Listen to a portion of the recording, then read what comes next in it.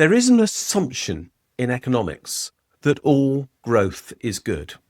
As a matter of fact, that's not true. There is growth that is of benefit. That is indisputable. But just as likely is growth that causes harm. And unless economics works out how to differentiate these two and actually deliver growth that is beneficial to humankind whilst eliminating that which is harmful, then we are at real risk. Let's put this in context. What we know is that there are limits to growth. We've known this for a very long time. The first ever serious book I bought on economics, which was in about 1974, was called The Limits to Growth. And I've believed ever since then that there are such things. If we live on a finite planet, as a matter of physical fact, we will not be able to grow forever because there are finite resources for us to consume, which will mean that unless we create some artificial way of valuing them beyond their actual worth to our well-being, there is no way that we can continue to record continual growth. It's not possible to do that. If we do, we will basically burn up this planet that we live upon. And if anybody says that's of economic benefit, I will challenge them, because I don't see how the extinction of humankind is a benefit to us. But even if we ignore that longer term consequence, and by long term I mean within this century potentially, maybe a little longer, but nonetheless not immediate, there are other massive problems with the idea of growth. As we know, based upon data for the last 45 years, the economies of most major developed countries have grown. The UK has, the USA has, Europe has. And the consequence is that the wages of most people on ordinary levels of wage income have been stagnant. They have not enjoyed the benefits of growth. And that has been particularly true since the global financial crisis in 2008. What we have seen is growing productivity within this economy. In other words, more money is being made for each unit of input into the economic process. But the share of the reward of the output of that process has been deeply and profoundly even unequal. Almost all the benefits of growth have gone to those who are wealthy. They've claimed it by way of increased profits and by way of claiming increased interest payments.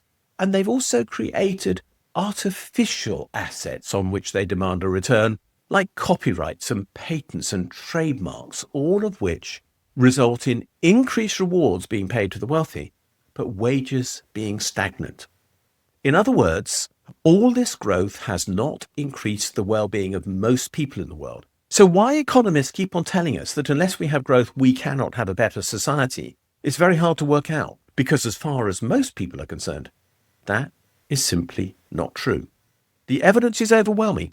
Wealth does not trickle down while growth entrenches injustice. And this is glaringly obviously going to be the outcome of such a situation, because what we know is that there is a diminishing marginal return to consumption within the economy. In other words, everything we do feels great when we first decide to undertake it because it feels as though it's for our well-being. But the more that we do of it, the less, frankly, we enjoy each incremental extra unit of it that we do. So let me give you an example. If I go on holiday, I tend to enjoy myself. I enjoy going away. I enjoy having a break from my normal routines. I enjoy being somewhere else and seeing the world from a different perspective. Those things are good. But if I did it for 48 weeks a year, I promise you that if I was offered a 49th week of holiday, I'd say, no, please let me stay at home. That's what I want to do now. There is a point where you can go beyond getting benefit from growth. And we can see this in so many ways. Let's look at another example. There's only so much cake you can eat in a day before you begin to be sick. And that's where our planet is. That's where we are with regard to growth. If we, in this case, are the people who benefit from growth, in other words, the wealthy, they're consuming so much that they don't even see the benefit of it. growth is actually causing harm to well-being. And there's another way in which growth can also cause harm to well-being, and that's when it creates illusory financial bubbles. I believe we have such a thing in the world's stock markets now. And we know what happens when that's the case. We get a crash. We had one in 2008. I've witnessed others in 1987, for example. The bubble bursts, the whole thing falls down, and there isn't growth at all. It turns out that there was just a bubble.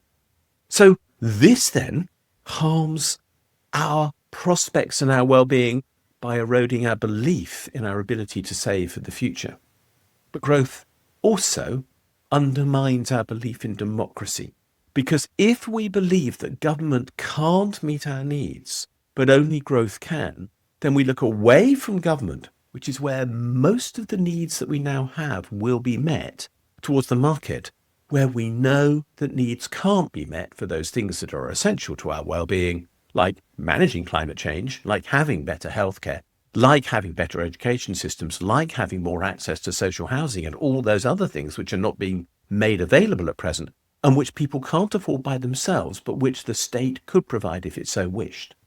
So growth that focuses purely on market activity denies us the things that we need at the end of the day. It is actually a false god. And that happens because growth is often misstated or miscounted. For example, GDP includes many harmful activities, and GDP is a measure of our national income. If we are more sick, we actually demand more healthcare. But having more healthcare is not actually a measure, in this case, of our well-being, because if we were really well, we wouldn't have needed to demand healthcare in the first place. So GDP measures things which are negatives. The negatives count as strongly as the positives. So growth in GDP, which is what our economists are talking about, very rarely now represents genuine progress. Instead, what we see is that everything outside the market is devalued. We have economists saying that unless we can measure it and count it, it doesn't matter. But I can promise you that the Beatles got one thing right, which was money can't buy you love, but love is what most people need. And if we knew that long ago, and John Lennon and Paul McCartney got that right, why haven't the world's economists so far understood this fundamental truth? I wish I could tell you the answer.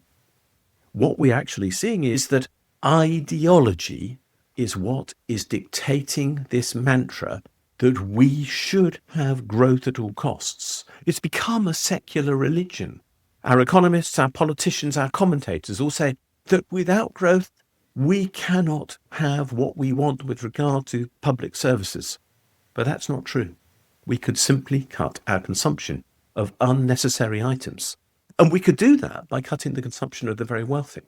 They don't need to fly as much as they do. They don't need as many yachts as they consume. They don't need a great deal of the things that they have, which actually don't really make them any happier than most other people, because there is a limit to the amount of happiness you can enjoy, and there's no evidence that wealth provides it.